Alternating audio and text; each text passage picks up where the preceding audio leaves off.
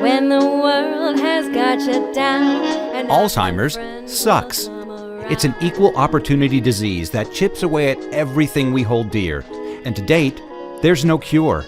So until there is, we continue to fight with the most powerful tool in our arsenal, love. This is Love Conquers Alls, a real and really positive podcast that takes a deep dive into everything Alzheimer's, the good, the bad, and everything in between. And now, here are your hosts, Susie Singer-Carter and me, Don Priest. Happy Mother's Day. This is Susie Singer-Carter. And I'm Don Priest, and this is Love Conquers Alls. Hello, Susan. Hi, Donald. Happy Mother's Day. How are you? You're kind of a mother. Thank you. Happy Mother's Day to you. Yeah, at times. I do. I feel the stress of motherhood all the time. You really do. And you without stepped any in... of the benefits. Yeah. Dawn is the mother to my dogs. He's never had dogs in his life, and somehow my dogs have adopted him, and he's the go-to person for everything, and he loves them. He tries to pretend like he doesn't, but he does. I do, but what will I get for Mother's Day tomorrow from them? I'll tell you nothing. I'll tell you what they'll do: a couple spots on your carpet, and yeah, that's true. They do give and give every day. They give a lot daily. They like to share. They like to share with Dawn. Yeah. You know. And, but tomorrow, actually, if you're listening to this now, tomorrow is Sunday. It's going to be Mother's Day. And I'm celebrating. A unique Mother's Day tomorrow, I think. Yes. My mother is still with us. Toot, knock wood. And hopefully she'll be here for tomorrow. And it's going to be 4 generations of chicks. And we're going to celebrate the best we can. And we're going to be very, very grateful that my mom is still with us. And she's going to party. We're going to make her party. She doesn't know it yet, but she's going to we're going to party. The room will be jumping tomorrow. No, it's going to bump. We're bumping the bed tomorrow. Yeah. Bumping the bed. Yeah. And it's going to be good. No, yeah. If I can get a smile out of her and a laugh, I'll do anything. I'll strip for. I will do a strip tease, whatever it takes. I will make her smile tomorrow. Often. I do. I can't tell you how many times I've walked into that room and Susie's just butt naked. You know what? Mind your business. Just mind your business, okay? Is it wrong? It's not wrong. We do what we have to do. It's not wrong. Absolutely. Whatever it takes to get through this caregiving journey. I'm telling you. Last week, my mom was in the hospital again. And she was sharing a room with somebody. And there's a curtain. And I was, trying my best to keep her uppy puppy and happy, and we put on music, and I put on a Broadway thing on my Amazon, that does a medley, and so I started dancing to Chicago, I was selling it. I was bringing it home. A lot of razzmatazz. A lot of razzmatazz, left to right. And don't you know, the nurses came in and started.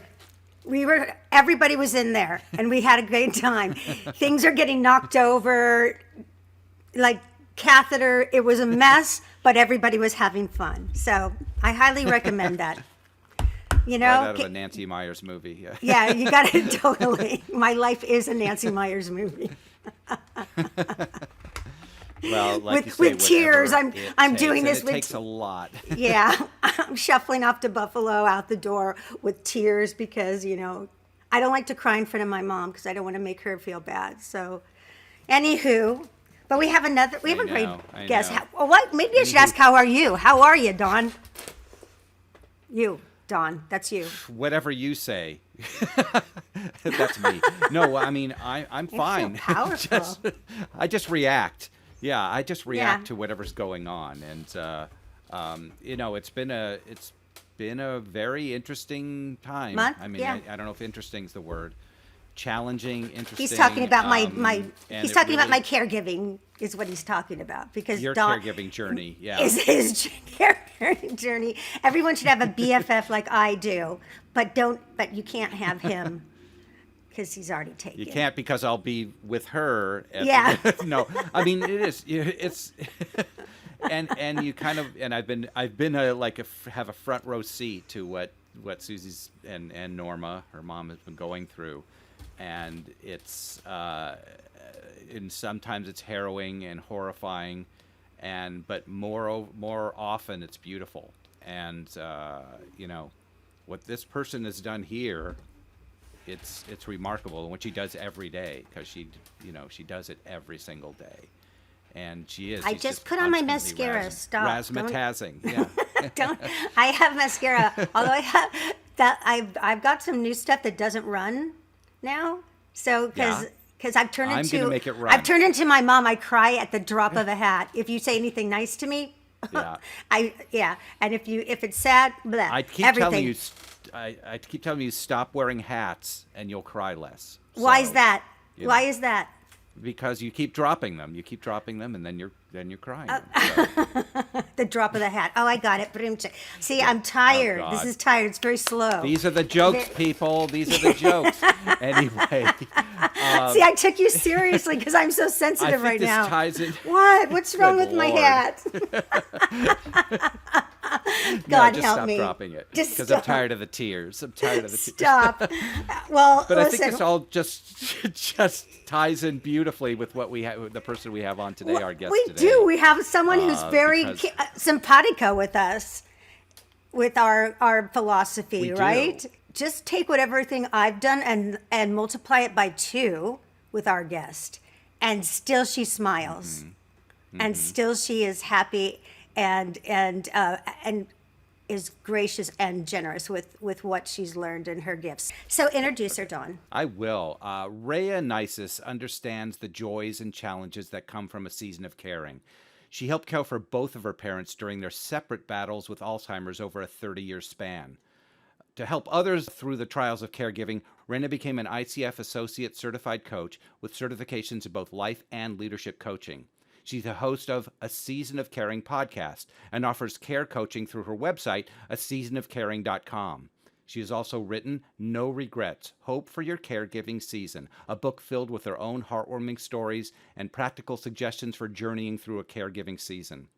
Helping others is her passion, and her insights are truly invaluable, and we are thrilled to have her here today to share that passion with us. So, without further ado, let us say hello to Rayna Neises. Hello, Rayna. Hi, so good to be Hi. here with you guys. Hi, Rayna. So happy to have you here. I am marveling at the fact that you went through this journey twice, and I want to hear all about it. I just want to say I love your frame of a season, and I love that. I think it's beautiful and very poetic and very, very accurate. Each part of our journey is a season, and I like looking at it like that. So thank you for that frame. I like it. Thank you. I think it's so important to look at it in that way because as you were talking about, the journey can be so long that sometimes we can forget that there's life after it as well. And so when we really frame it within a season, we understand there's seasons within the caregiving itself, but there's also seasons after it. So it's important to keep that in mind. Agreed. So I was 16 when my mom was diagnosed and she was just 53. Sheesh. So, and you know, diagnosis never happens right away, right? So when I look back in my childhood, I can see things that were happening, but it was so hard. You know, I think we knew even after the diagnosis that she wasn't okay, but that didn't mean that we realized how much she wasn't okay. And so being a teenager, I had an older sister and she went off to college and it was just me. And there was a lot of that challenge, mom not remembering, you know, where I was and me getting in trouble because of that. And so it was a difficult relationship. And I would say by the time I went off to college, I can never remember having a phone conversation with my mom once I was off to college. She lost her verbal skills so early. Now she could answer, do you want a hamburger or chicken? There was still a lot of processing going on, but her ability to come up with the words was just gone so quickly. And so she lived 12 years with the disease, and most of that was nonverbal, but she was such a joyful person. She loved music and she sang along with it. She talked a lot of gibberish, but she was very easy to care for. My dad was her primary caregiver and he kept her in the home. 7 years after she passed, my dad was concerned for his own memory, and he was diagnosed first with mild cognitive impairment, and then it went into Alzheimer's, and we had a 14-year journey with him and lost him in June of 18. So that was the obviously most recent journey, and also because we were his primary caregiver, my sister and I. So that all of those decisions, it's different when you're taking care of them like that than it was being that support to my dad. Absolutely. And also, like, what a pivotal time in your development as a teenager, because I lost my dad when I was 16, and he in a plane crash, so he was pulled out of my life. And 16 is just an important age for women, I think. It really defines a big change in our lives and how we think, and it molds us. That year is really powerful. And having your mom, there's so much going on with us at 16, and for you to have to try to wrap your head around what's going on with her when you need the attention at that time, and you need the understanding and someone to reach to you, and how hard it must have been for your mom too, being frustrated and not being able to be the mom that she wanted to be for you. It's very tragic. Like I try to look for silver linings all the time in my journey, and I say, well, look, thank God my mom's had it for 16 years. Thank God I've been able to go visit her, and I don't have to visit her at the cemetery right now. So I count my blessings for that. Oh, and I count the blessings that I had her for as long as I did, because I know what it's like not to have a parent in my life for a long time. So I feel for you, and I feel, how did you get through that? How did you must have gone through it by compartmentalizing, and then looking back on it, you had to really retrofit how you were going to process that. So what did you do? I think that's really wise. I think there was a definite compartmentalization that happened. There was also a relationship with the Lord that really, it just became most important even in my life. So I think the things I would have talked to my mom about sitting on the bed at night, I talked to the Lord about. I just prayed. And so that relationship grew really deep. But there was definitely a piece of compartmentalizing that I think as I got older, I realized, okay, I really haven't, processed that I don't have a mom. Mm-hmm. And it was one of those things that I think that's part of grief, is that reoccurring. And like you said, this weekend can be a really tough weekend because we can miss so much of what we didn't have.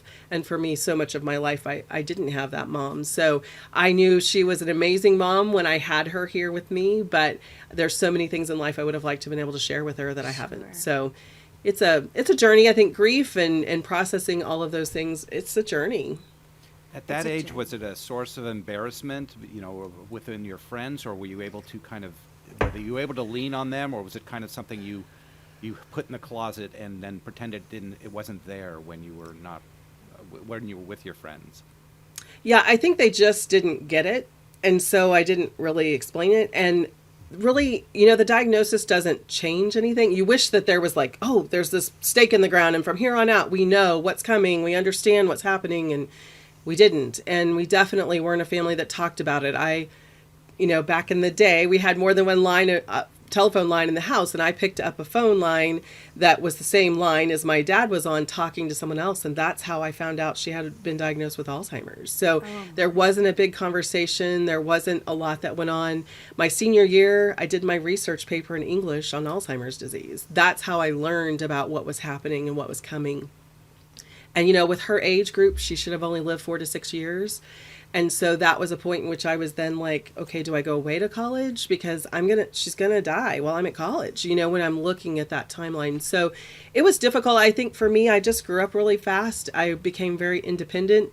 I think I already had that streak, but I say oftentimes people don't. I'm the baby of the family, and most people would never guess it. And I think that's because of just at such a young age having to process, that mom wasn't there. My dad was great, but he had his own stuff to deal with. Sure. And honestly, I think he softened a lot, and over the years we became very close in taking care of her. But my mom was a stay-at-home mom. She was the one who ran everything, and so he really relied on her a lot with that. And that didn't really change until kitchen fires and, getting lost and not being able to find the car and all of those things that happened once I was off to college. So Yeah. But that's And one of those silver linings that you found, which was the changed relationship with your father. That never probably would have happened. definitely. So that's one of those silver linings we talk about, that you can take at least as, as some positivity of from course. this. Yeah. There's always something that comes out of it. Has to be, otherwise you're missing out if you don't look, right? So how many siblings are there in your family? I have one older sister. One older sister, and so she, how many years older? I'm asking for a reason because I just. Yeah, she's 2.5 years older, so she was off to college right when Mom was diagnosed. Got it. And do you think that she processed your mom's disease? Did she take it easier, or was it harder for her because she had more time with her? I'm always curious about that. Yeah, she really struggled because they kind of had a butting head relationship before she went off. And that's when we think about how long the symptoms are there before action is taken, typically it's a pretty long time. And so I think she and Robin had a lot of struggles with that. Where were you? You weren't where you were supposed to be. Just a lot of those things. I can remember my sister was a senior when I was a freshman, and we played softball on the school team, and we had gone out to get Cokes with the girls after practice, and we had told Mom we were doing that. We came home and she was so angry. She didn't know where we were. She was really worried. And I can remember her saying to us, "You're just trying to make me think I'm crazy." Right. So when I look at it from her experience, she didn't remember. It wasn't like she was trying to make things difficult. Right. So I think Robin and Mom just struggled a lot longer with that than I did before there was an understanding. Totally. I get that. It was just challenging. No, yeah. I get that, because if you don't know what's happening, because I remember looking back at, and I'm the younger one too, and always been closer more intimately with my mom than my brother, and we just have had a good understanding. But I saw the change well before it happened, because I saw her prickly. She was getting prickly, which that wasn't my mom. And and primarily to me, because I think that she could feel safe to be more prickly with me. And it was hard. It was hard because I couldn't understand. And but then when I realized, when she got diagnosed, I was like, okay, I get it now. She's fighting tooth and nail, right? She's fighting to keep her sanity. And so, because I got the same kind of response from my mom is, "Oh, stop it. You're crazy. I'm not crazy." And your brother denied it too. He denied that when, he just like, "Oh, you don't know what you're talking about. That's nothing." Stop it. Because he didn't have that relationship. He didn't even see it. Either didn't see it or chose not to, or a combination thereof. Right. Yeah. Right. And it wasn't in our experience. Anyway, none of us, we hadn't experienced anybody with Alzheimer's. We didn't know what it was. So, but I certainly knew my mom there was something wrong. So, yeah. But it is interesting how different siblings, respond and process it, and get to that acceptance, and either lean in or run for the hills, right? Definitely. Yeah. And then your dad, your poor dad, because God bless him, because he knew what was coming. I think that was the most crushing thing for our family. I'll never forget, my dad and I were in business together. He lived 4 hours from where we owned a Sylvan Learning Center. And one day I was in the office and he called me and he just said, "Hey, Rayna, I think something's going on with me." And I'm like, "What? Tell me what's going on." And he said, I think something's wrong with my memory. I was like, "Oh, Dad, I'm sure we're just sensitive. I mean, We're just worried about that kind of stuff." I said, "I'm sure there's nothing to worry about." Because we were born later in my parents' life, actually all of my grandparents had passed before we were even born. So we don't have a long line, to Right. say even what normal aging looks like. And that's what I said. We don't even know what normal looks like. He was in his early 70s. And I said, Dad, I don't think there's anything wrong, but go to the doctor. Just go and ask. It won't hurt anything. So mild cognitive impairment was that diagnosis after that conversation. And, we were, as a family, we had taken my mom to a research center, and that's where the doctor had seen her. They tracked her the whole time. We were able to donate her brain once she passed away. Oh, wow. And so when we started with my dad, we went to the same place and, already had a relationship with that doctor. And that doctor handed us off to someone else. And about 3 years in, we were walking down the hall from a doctor's appointment, and she started talking Alzheimer's. And Robin and I just looked at each other like, wait a minute, what did you just say? Because he had crossed over from the mild cognitive to the Alzheimer's, but they hadn't told us. Oh. It's amazing to me how few people actually get the diagnosis. The Alzheimer's Association has done research that 50% of the people who have it in their charts have never been told. Why? Why do you And think that was that is? Yeah. I think the doctors are helpless, and they don't want to give that kind of news without saying, here's a fix, or let's work on doing something to help you. The medications, sadly, my mom was taking the same meds my dad was taking, Right. that far apart. I mean, It's yeah. crazy. It is crazy. So- And my mom's first diagnosis was mild cognitive impairment. I just Right. think that's the nice way of saying. I mean, I don't think anyone just Early gets my stages. Yeah, Yeah. early stages. That was my understanding of it.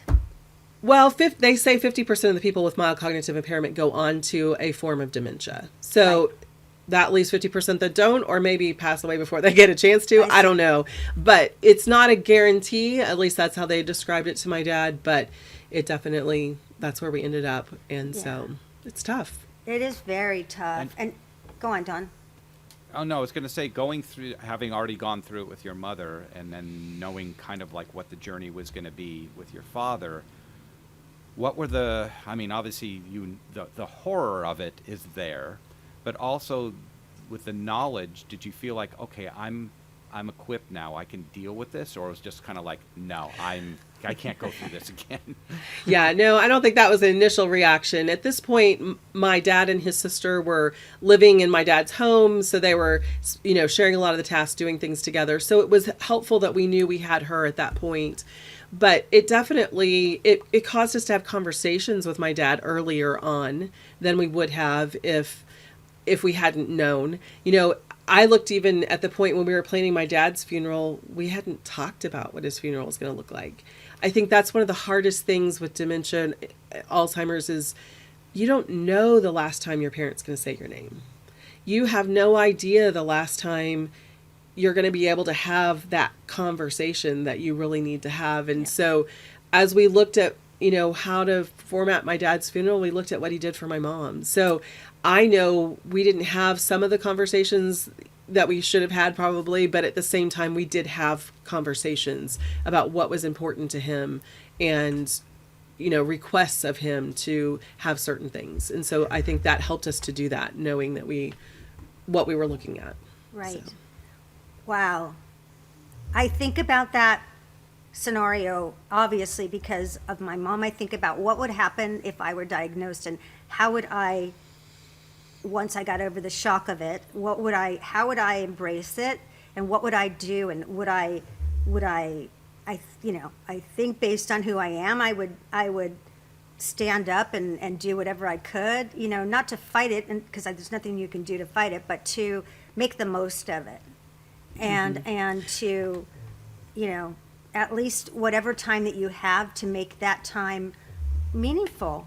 Did your father do that, or do you feel like he possibly lived a little bit in denial? Or my dad was very physically fit and very active, and that was his passions. And so I think he lived out the best life he could live all the way through. And that was something that was so important for me to do, is to continue to maintain his lifestyle as long as possible.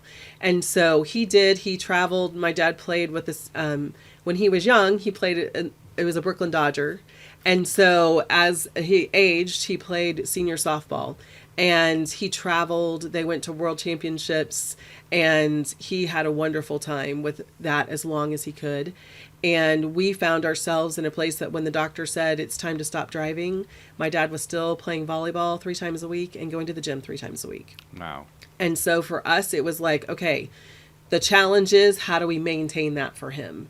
And we actually were able to do that until probably 18 months before he passed away, before he stopped going to the gym and doing those things that he loves. So we really set him up to do that by bringing caregivers in to drive, whatever it took. So I would say he, really tried to make the most of life. And as things started to change for him, like financially, when he had started struggling with the finances, he was quick to say, hey, Robin, I'm ready for you to take over the checkbook. So very thankful for the way he let those things go. But also I felt like it was because we knew how to set the groundwork and really keep him involved in the things that he loved. Oh, So it was a very different experience between your mother and your father, like completely, Very. as if it was almost 2 different diseases. Exactly. And that's one of the things when I think about why they're having so much trouble finding a cure for it, is I think that it is so different in every person. Personality was very different. My mom was a homebody. She was a stay-at-home mom. So that was the things she loved. She didn't leave the house 3-4 years before her passing. She just became very anxious outside of the house. And so we just were able to keep her at home. Dad, on the other hand, we played ping pong. We went to the gym. He loved to be able to go visit his sister. We got out and kept him busy. The busier he was physically, the happier he was. Of course. So yeah. all of our caregivers were expected to go and do. Right, And right. Very different. I get that. And yeah. literally wasn't lamenting. Was not lamenting it. He was living it. He was saying, I'm going to make every moment, because what's the alternative? You Right. can either be down and depressed and just go into that dark hole, or live every moment as long as you can, which is by Right. far not only easier on them, it's easier on the caregiver by far. I mean, Definitely. because that you get into those things where, you feel guilty about living your life because they can't live theirs. But if he's living his, that's not there. And that's huge. And that's part of where I think the no regrets come from for me, is that I did make sure my sister and I working together made sure that my dad was able to continue living life. And when I was looking at colleges and trying to make that decision, my dad said to me, I know what you're doing. Because I was looking at a college about 45 minutes away, or one that was about 3 hours away. He said, you need to go where you need to go. And he said, I've got your mom. You don't worry about it. And so those words were so important to me that I was able to balance supporting and caring the best that I could, Yeah. and college life and married life soon after that, all of those things. So that encouraged me, that inspired me to find that balance for myself now. So when I made the decision to drive 220 miles one way to care for my dad the last 4.5 years of his life, that was with my husband's encouragement to do that. But literally for the first 2.5 years, I was there every Thursday through Sunday. And then we got to a point where I felt it on myself, my body, everything was just getting really tired. And so I said, hey, I need more help. And we brought help in on the weekends. And so I was able to do every other weekend unless something was going on with him physically. So I was really thankful for him teaching me that life goes on and that this is about both of us living. And I often encourage people that I'm coaching, you are your parents' legacy. They don't want you to stop living life. They want you to love them and honor them and support them, but they want you to live your life and to be happy and fulfilled as well. And that's not an easy place to find, but it's doable. And that's where the hope is, in really being able to find a way to do both of those things. Right. Yeah, because if they realize that you're in grief and darkness because of them, that would make them feel horrible. Yes. As opposed to you are thriving and loving, like you said, and still caring and honoring them, but thriving and being happy. That's all they would want. If they're And yet we find in most In most. situations. Healthy people. Yeah. Yes. Healthy Healthy people. relationships, healthy Yes. people. Definitely. Exactly. Yeah. Because I've had that, we've talked to people that, don't have or haven't had a healthy Yes. relationship. And it is hard. That's a whole nother conversation. But It is. just to acknowledge those out, if you're listening there, that Definitely. we all do acknowledge that, that's another box that you have to look into, because that brings its own set of problems and its own set of gifts. Because sometimes people that, when they have dementia, well, most times their filters go away. So you really get a sense of who they are in their core. And so if your relationship has been bad, it either gets worse or it can get better, because whatever whatever masks they were wearing are gone, and you get to see the real person. And that can be great. So, but yeah, I agree that if it's a good relationship, then you like my mom was like, you need to put me in a home.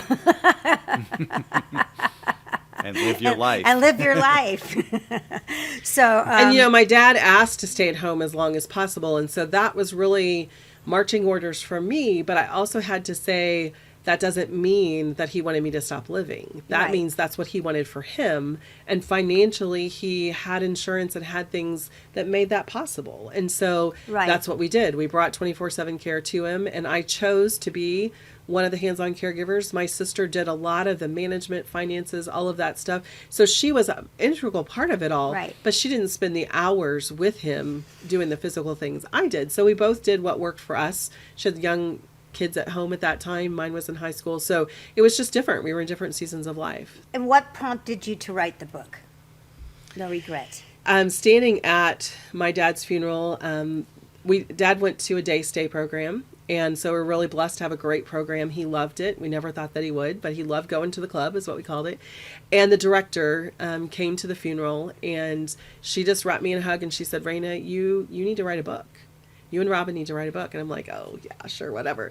But I literally, as I talked to people about what we did and how we did it, that just came out more and more. You need to share this. We need to know how you did this. And through that, I just really felt called to do it. And it took me a period of time of kind of struggling on my own, but then I found some coaches that really helped me get the message really clear and allowed me to be able to do that. And it's been such a blessing to be able to share it. Many people say they feel like they're just sitting at the coffee table reading, talking to me. And that was my goal, was really just to share what we were doing, all the things that we learned. Of course, you can't share it all, but share the things that we learned. And so the first 10 chapters are a lot of those, how to manage doctors, medicine, caregivers. I mean, you become a manager whenever you're caring for someone like that. And I think my small business ownership helped in that too. But then the last 6 chapters is that caregiving for yourself. How do you maintain life? How do you make decisions? How do you not get resentful? How do you not look back and say, I wish I hadn't done that, or I wish I had done this? And I think the key for me was a lot of self-reflection throughout the season, checking in and saying, how am I doing? Mm-hmm. Is this working? How is Dad doing? What does he need that he's not getting? Those kinds of questions. So I can make the changes. Rather than regret it, I could stop in the moment and say, we need to do something different. Gotcha. That's important. And then That's important. Yeah. And then that, I mean, you obviously, as you were going through school, you're not going to be a caregiving coach. That wasn't your major. No. So what was the decision to then, that is now your life's work, it seems. Yep. You obviously get something amazing from it in it as you give. But what was that decision, and what was the process to lead to where you are today? So I've been doing coaching. I've gone through school actually while I was still taking care of Dad, while I was traveling up and caring for him. And it actually worked so great because it's a job you can do anywhere. You do it on the phone. And so I could put Dad to bed at 8 o'clock and have clients later in the evening, or have clients on the days that I was home at the farm. And so I was doing coaching, but then once I lost him, the grief was honestly surprising. I know I grieved throughout the process. I grieved with my mom through the process. I grieved afterwards. But the grief was overwhelming once he passed away. And at that point, there was just a lot of self-reflection about what we had been through. And like I said, I was getting that feedback from other people that they needed to hear how we did that. And so as I started looking at the book, I started thinking, this is really something that I can help people through. And so using my training to be able to do that is just... It is, like you said, it's my passion to be able to help people see and really listen to their heart and then move where they need to move to be true to themselves. And I think that's the whole process of coaching, is really having the space to clear yourself and clear your mind and hear your own heart and be able to then move towards it and reach those goals. Right. We hear a lot about, holding space for other people, but we need to hold space for ourselves. Right? And I try to do that instinctively. Like I say to myself, I because I'm a independent filmmaker, and it takes a lot of time. You're always you're creating and selling, and it takes a lot of time. And I made the decision, since my mom is at the end of her season, that it's important to me. This is just me, Susie.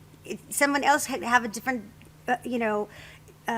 requirement, but for me, I made the decision that I am going to, if my career or whatever projects I'm working on are suffer a little bit, that's okay for me, because this is important for me to spend as much time with my mom and be her advocate and just just love on her until I can't. Because I don't want to have regrets. I don't want to miss out on her, because she's my BFF. Next to you, Dawn. And that season is right now. What, hon? I think that's one of the most important things about that season, is knowing that right now you have to let things go because she is the priority. Yes. But it doesn't mean they're gone forever. It means they can come back once she's not here. Exactly. Yeah. Exactly. And I've come, listen, that it takes the time it takes to figure out those lessons, right? And and you have, for me, it's where my heart is, and and I lead with my heart, so my heart is telling me what to do. And I would, I'm getting the most I can of her. And there's speech just left a couple, I want to say like she said I love you to me about 3 weeks ago, out of the blue. Came and out. She hadn't spoken for About- months before Yeah. that. Well, a couple months before that. Yeah. And I was like, oh my God, I just got the gift of the century. And Dawn And was it's in the the last room. thing she said. Yeah. It's the last thing she said. I said to her, I was like, oh my God, thank you. That was so hard for you. I know it was hard for her, because even now when I go there, which I go every day, I can see her thinking, and the words are forming, and then she looks over here to get them, and I can if I was an animator, I could animate what's going on, because I can see it. It's almost palpable what's going on, and then they just don't come. They can't come out. Yeah. And I know they're there, and I know it's frustrating for her, and it's sad. It's so heartbreaking. But then I think, okay, what it tells me, the good part is that she's there. She is. She's there. And so my 100%. showing up is important, not only to me, So but important. to her. It really is. I don't know. My dad probably stopped. I don't know when he called me by name last, but 3 days before he passed away, I had been standing there talking to him, and I kind of moved out of his vision. And he said, "Where's Rayna?" And I was like, I knew, because we were there. We were at that point with my mom. Her passing was very different. She had a psychotic break. And so she was her normal self, not normal, but her normal self. And suddenly she started cycling through this loop that didn't stop. And so it lasted for 6 weeks, and it was a lot of gibberish. And then she would yell, and then she'd sit quiet for a moment and then start again. And so we didn't have a lot of laughs with her, because this psychotic piece of it was a piece Sure. of that. With my dad, we did. And so that was such a precious thing. And like you said, you can only have those gifts if you're there. Totally. And so that presence is so important. Totally. And it doesn't reflect on I love him more than her or anything. The grieving No. process was different. Yeah, But the grieving process was different because of the relationship you kept all the way to the end. You had still that, not just an emotional bond, but you had an actual bond that you could relate to, whereas you didn't have that with your mother. But Right. so the grieving process for your father, how long did it last? I mean, when I say it's always there, Yeah. it never goes away. But to the point where, was it debilitating, where you couldn't do anything else, or was it just kind of just always just hurt that you needed to heal? I would how say long did that last? I call it grief brain, and grief brain was very heavy for probably 4 or 5 months. And what I mean when I say that is it probably took me twice as long to do tasks that I usually could do really simply. I was able to continue to coach because I could stay in the present moment with them. But the emotions I think they just come like waves, come and go really quickly. I think one of the most beautiful pictures of grief that I've heard described is like you're in a box and there's a bubble inside that's the grief. And sometimes the bubble's really large, and so it bumps against the side of the box a lot. And you feel it more. And the bubble starts to shrink a little bit, so it bumps less, because there's more space that it can be in there without bumping the side. And I would say probably a good 6 months. And then once I really embraced, okay, I'm going caregiving coaching and started a season of caring, then that really started moving me into processing that grief more and being able to feel like I had a purpose to move forward with the loss that I had had. So Right. it was pretty intense. I don't know that I would say I wasn't in bed with it or anything like that. But for me personally, I'm a type A, I'm a go-getter. I do it all the time. The other thing that was surprising to me with the grief was just how tired I was. And I heard I had some great counsel in that of just rest, Rayna. You've been under a lot of stress for a long time, and your body's just telling you it just needs to rest. So I did nap more, I did sleep more, but really, aware of whether or not it crossed over into depression. I didn't feel like I got depressed. I just felt like this is the grief. This is where I Yes. need to be. I'm so feeling you right now, because I feel like I am going through that. I've been in grief for 16 years, let's face it. But Yes. now that it's coming close, and I've grieved her losing her so many times, and I'm just dog paddling this final stint, and being as strong as I can for her, because I know she would do that for me, but also trying to honor myself by, if I want to go have a boo-hoo-hoo, I'm going to let myself have a boo-hoo-hoo. And I also notice, if you're going through this like me right now, and I'm A-type. I'm beyond A-type. Like, I don't sit down. Like, Don's my best friend. We're roommates now, and he will just go, people do sit. And they don't always have their laptop on them. Sometimes they just stop. Or And so- 5 other but- projects as well. Right. But can I just say, I will bring, now I bring like all my stuff, like we're going to watch a film or something, and I bring all my stuff, like my computer, and then a project that I'm working on, and then maybe I'm going to do my nails, because I haven't done my nails in 2 years. And normally I'm done. I would do it all, but it just sits next to me because I'm like so tired.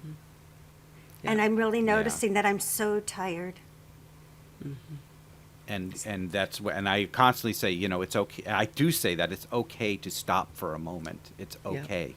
And without, but you feel like you gotta, because you also feel like you've fallen behind on certain things, and you gotta, but, so I have a question, and this is kind of selfish, but, but maybe not, because what happens is friends and family become the caregiver for the caregiver.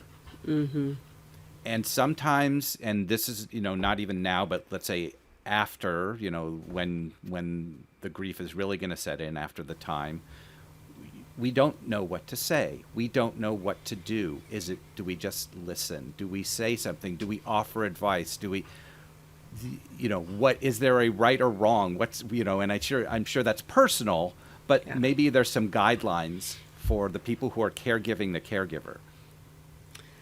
Good question, Grace. Don. Grace. I think it's, like you said, it's very individual. Each person's very individual. I do think you just have to be present. What can I do for you? And if they say nothing, you let it be nothing, but you stay. When they want to cry and ugly cry and don't want you there, then you leave, So I think there's a lot of sensitivity that's involved in allowing someone to grieve. and it's allowing them to be them. They don't even know what their grief is going to look like. I had no idea what my grief was going to look like. But being asked to do things, not being left out, but having the choice to choose to do something or to say, no, it's too much for me right now, was a blessing. So I think, again, just allowing that grace for that person to do what they need to do. I would also say be really cognizant of whether or not they're crossing into depression, because we know that can happen too. And it's not okay to go to bed and stay in bed for days.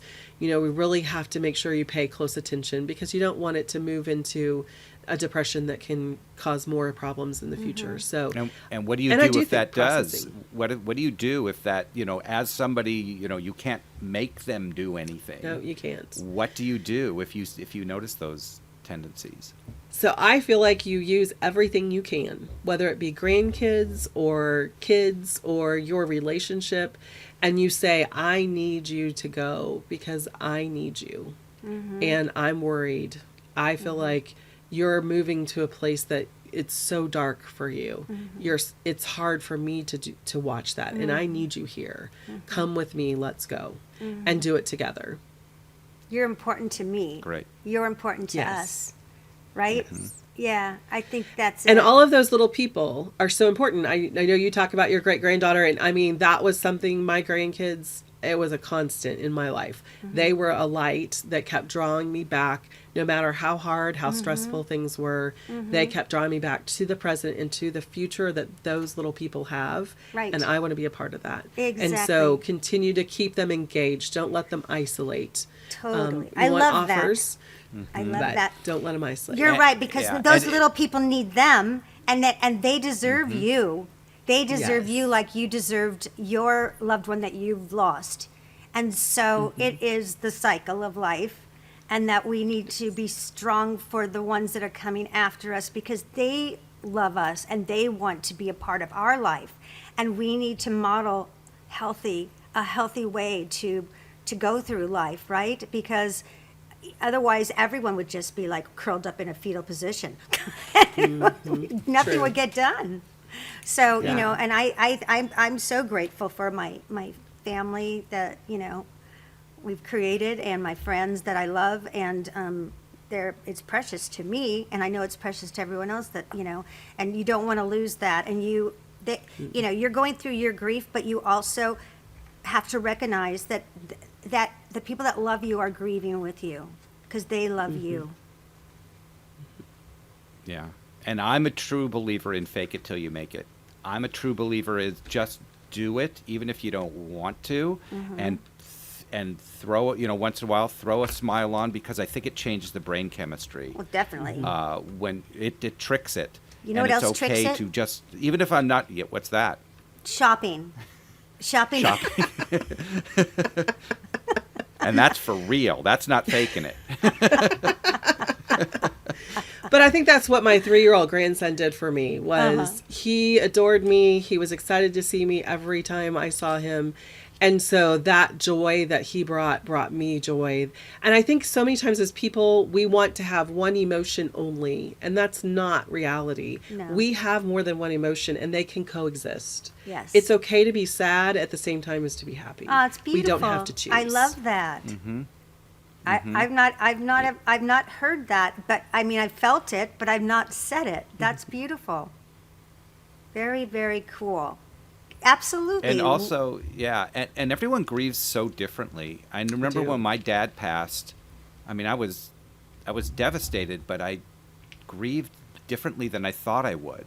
And I kind of was living in the memory that I had of him, and I really tried to keep it, not tried to keep it, I was just trying to keep it in this positive memory of him, so I didn't dive into this deep depression or anything. And I felt guilty about it.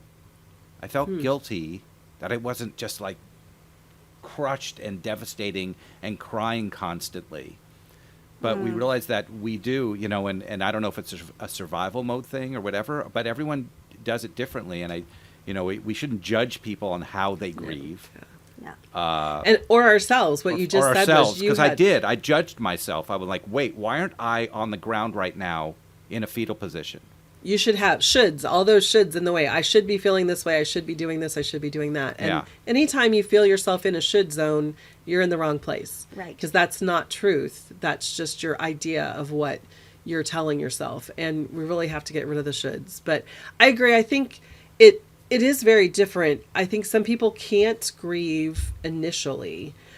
I think also the type of loss is different. I mean, Susie, what you're experiencing, this very slow fade, it is sometimes hard to pull up the happy memories from long ago because the difficulty. And I think that was part of what was difficult for me with my mom, to have her scream for 6 weeks before she died. There wasn't a lot of happy memories fresh.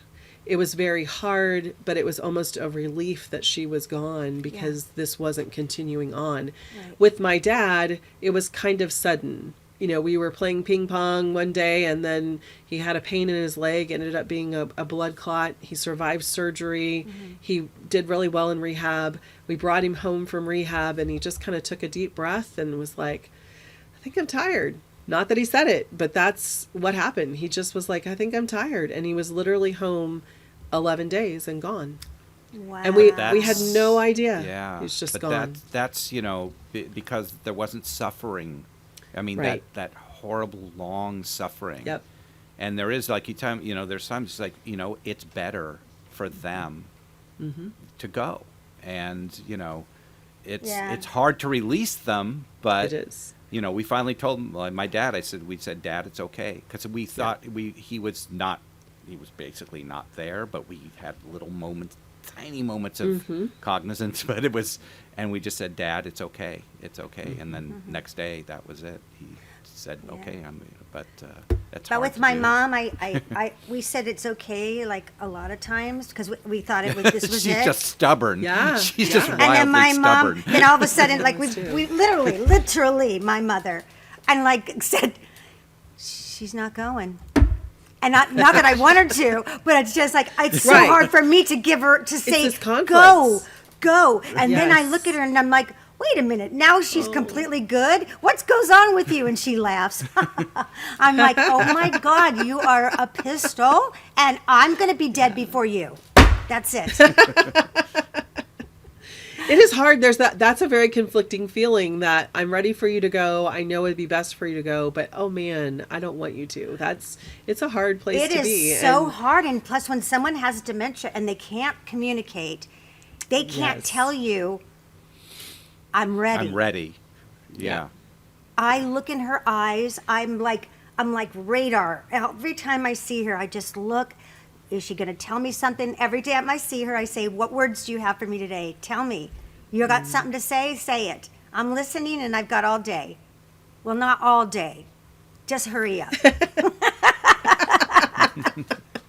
But she, and because I want to, I want to see where she's at. I want to see, does she want to go? And then I feel like I know my mom well enough to know, but then I think, well, maybe I'm just fooling myself because the disease is stronger than me. It's more wily than me, and so I have to acquiesce that the disease is going to mask what I think that I used to have with her, and so I try not to live in that delusion either. But I honestly do feel like there's nonverbal communication that you can receive and give.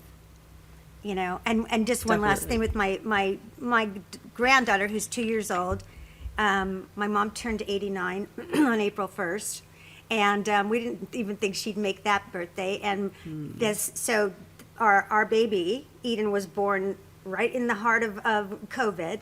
So she didn't spend a lot of bonding time other than on Zoom with my mom, and Zoom on Alzheimer's, not a great mix, Yeah, So no.